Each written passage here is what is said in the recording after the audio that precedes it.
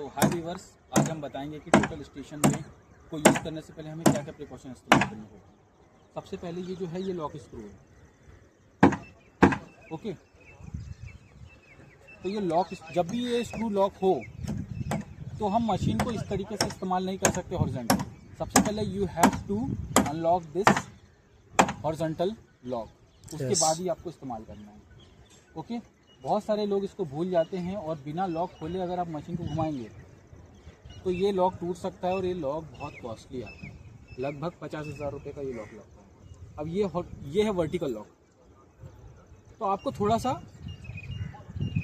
ऐसे देखना है। ये देखो, ये लॉक है, तो सबसे पहले आप जरा सा ही ऐसा करोगे ना मशीन को तो पता चल जाएगा।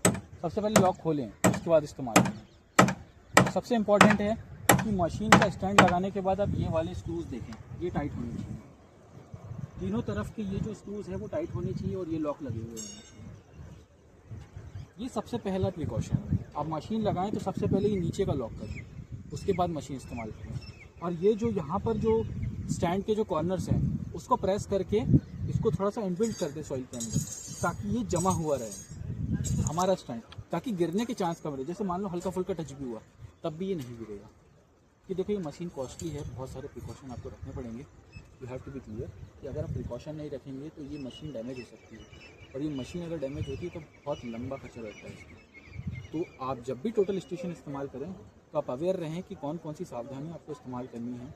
Water precaution you have to take before the use of total station. Thank you viewers.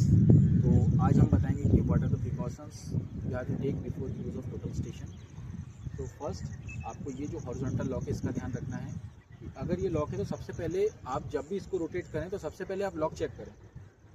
ये आपको इससे ही समझ में आ जाएगा कि अगर ये हल्का फुल्का आगे की तरफ है इसका मतलब ये लॉक है। तो पहले इसको अनलॉक करना पड़ेगा, फिर ही आप इसको मूव करें। क्योंकि देखिए, टारगेट्स अगर वहाँ पर है तो उसके लिए आपको मूव करके कॉलीमीटर को उस तरीके से टारगेट करना पड़ेगा। ओके, अब सपोज हमारा पॉइंट यहाँ नीचे है तो उसके लिए सबसे पहले आप स्क्रू पे हाथ लगाएं, ना कि इस पे हाथ लगाएं।